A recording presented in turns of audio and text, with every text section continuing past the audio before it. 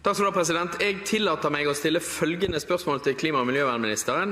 Hva grunngivningen for at statsråden valgte å instruere Miljødirektoratet til å gi løyve til ekstraordinær felling av bjørn på eiendommen til leier av Nord-Trøndelag Høyre Anders Kjær? President, rovviltpolitikken som representanten godt kjent med, basert på en todelt målsetting. Det innebærer at vi gir beitenæring prioritet i noen områder, og rovdyr prioritet i andre områder. Vi skal ha en lav terskel for uttak av rovdyr som kan gjøre eller gjør skade i prioriterte beiteområder. Og samtidig skal vi ha en tilsvarende høy terskel for felling av rovdyr i rovviltprioriterte områder. Denne regjeringen har hele tiden vært klar på at vi ønsker å benytte det handlingsrommet som finnes i rovviltforvaltningen for å dempe konfliktene og tap av beitedyr. Derfor har vi vært tydelige på at vi blant annet har en lavere terskel enn den forrige regjeringen for felling av rovdyr i prioriterte beiteområder i forkant av beitesesongen. Det er det generelle bakteppet for den instruksen som ble gitt til Miljødirektoratet i denne saken. Den aktuelle bjørnen befant seg i et område der beitenæring prioriteres, og det ble vurdert som hensiktsmessig raskt å iverksette felling av bjørnen for å unngå en mulig skadesituasjon når sauen slippes på beite. Det er ikke vanlig at departementene instruerer etatene i enkeltsaker. Blant annet med bakgrunn i behov for raske avgjørelser, så kan det likevel være situasjoner hvor dette er hensiktsmessig. Forutsetningen er selvfølgelig da at det skjer innenfor de rammer som Bernkonvensjonen, naturmangfoldsloven og rovviltforliket setter. Jeg er opptatt av at direktoratet styres på en effektiv og hensiktsmessig måte. Instruksen i denne saken innebærer ikke etablering av en ny praksis fra min side. Eidsvoll Holmås, vær så god. President, jeg vil gjerne understreke at det mangler jo en skriftlig vurdering i vedtaket, og det må jo være i strid med naturmangfoldsloven. I fjor ble det tatt 3 sau i dette området av bjørn. Den bjørnen ble skutt i fjor sommer. Den bjørnen som nå ble skutt, har ikke gjort noe kjent skade. Ikke historisk grunnlag i beiteområdet om at denne bjørnen kom til å gjøre noe skade. Erfaring tilsier tvert imot med stor sannsynlighet at bjørnen etter oppvåkning ville vandre langt fra området der han lå i hi. President, statsråden nevnte beiteområdet, men det aller meste av utmarksarealet i Norge er beiteområdet. Betyr det nå at all bjørn som oppholder seg i beiteområder fra nå av er avfredet uavhengig av hva slags skadepotensial som det er ved bjørnen, eller er de bare avfredet dersom de befinner seg på et beiteområde til et Høyre-medlem som er god på lobby i baren på landsmøtet? Statsråd Helgesen. President, med referanse til representanten Holmås siste poeng her, så har jeg lyst til å understreke at søknad om denne fellingen ble innlevert av Stor-Elvdal kommune, og at det skjedde før Høyres landsmøte. Så er det altså slik at vi mener at det skal være en lav terskel for å tillate felling av rovdyr i prioriterte beiteområder. Derfor har vi senket terskelen for det, fordi i de tilfeller hvor et rovdyr vurderes å utgjøre et skadepotensial i kommende beitesesong, så ønsker vi å ta forebyggende tiltak. Og vi mente i denne situasjonen at det var behov for en rask felling for å avverge fremtidige skader på sau i området. Det er på linje med en praksis vi har fulgt. Det å gi en instruks i et enkelttilfelle er ingen praksis, men det er heller ikke utelukket. Eidsvoll Holmås. President, det ble gitt en instruks, men det ble jo ikke gitt en skriftlig faglig vurdering i vedtaket, eller vedtaket som ble gitt. Og derfor er spørsmålet mitt, når nye saker av denne type kommer, vil da statsråden tillate Miljødirektoratet for lov å gjøre en egen faglig vurdering før vedtaket fattes?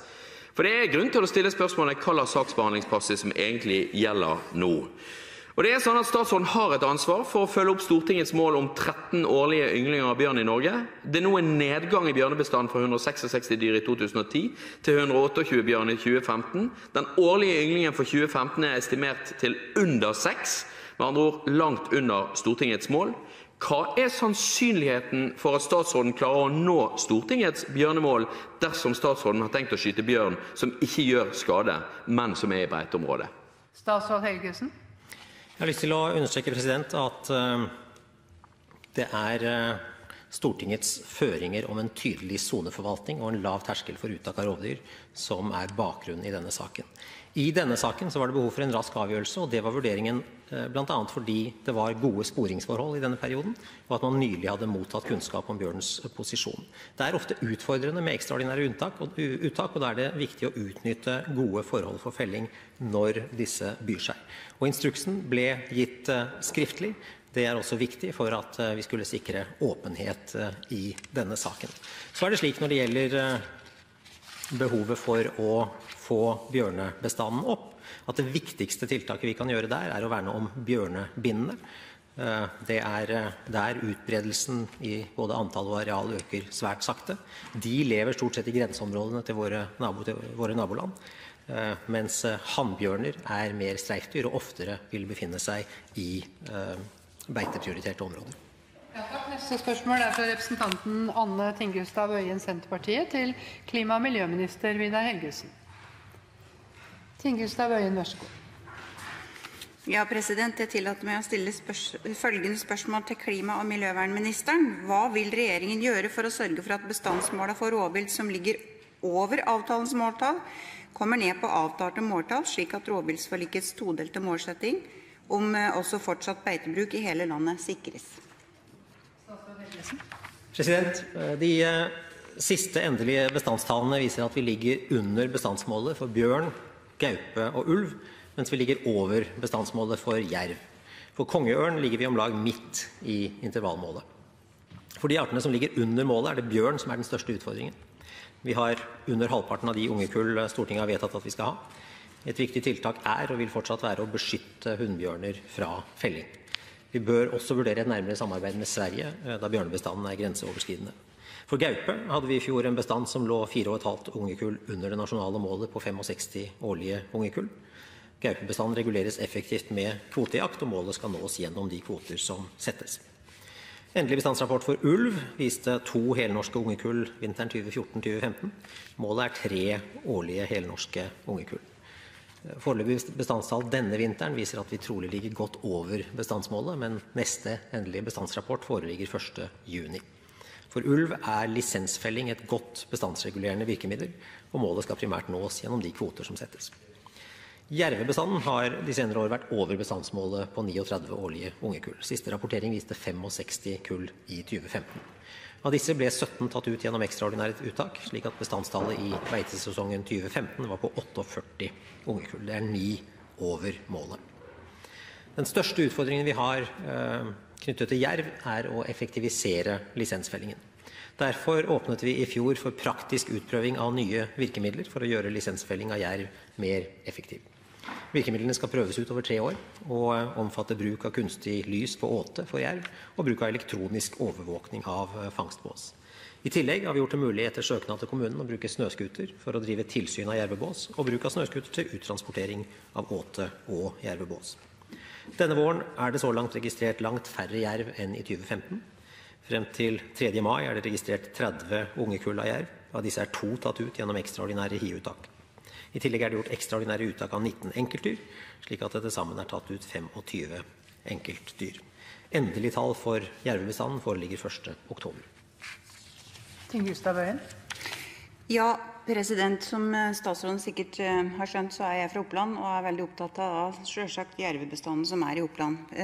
Som riktig som statsråden sier, så skal vi ha, eller så det 65 kull med jervevalper, noe som vil tilsi ca. 340 voksne dyr i Norge. Det 26 kull over bestandsmålet. Bestandsmålet 39. 2014 så hadde vi 52 kull, og alle regionene ligger over.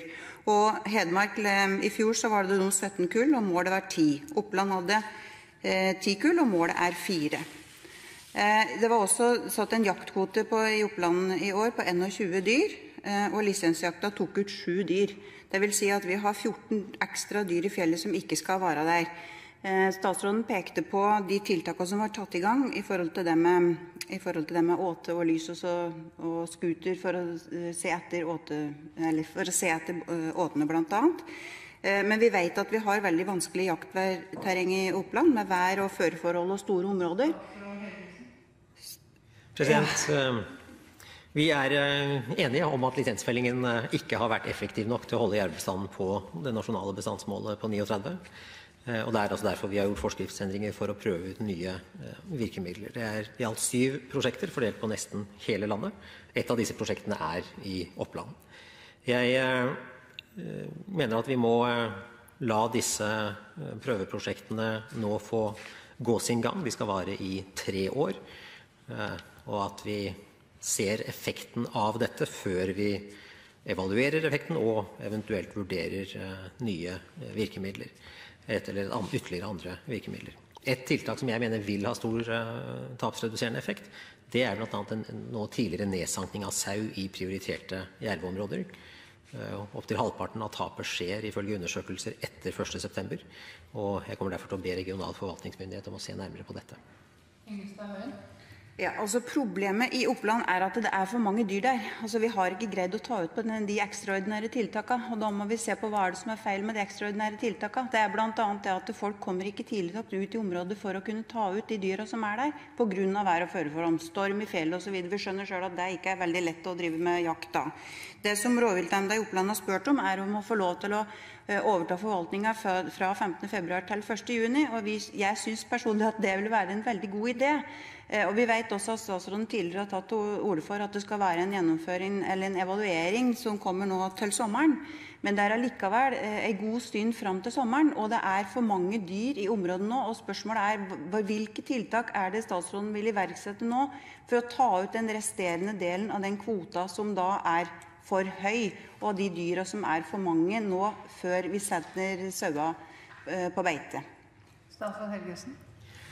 Ja, det er ikke overraskende at det vil ta noe tid før disse ekstraordinære nye tiltakene vil ha full effekt, men vi registrerer denne våren landet over, altså langt færre jerv enn i 2015. Det tyder på en effekt. Og jeg tror det er viktig at vi lar prøveordningen få lov til å få noe tid før vi konkluderer.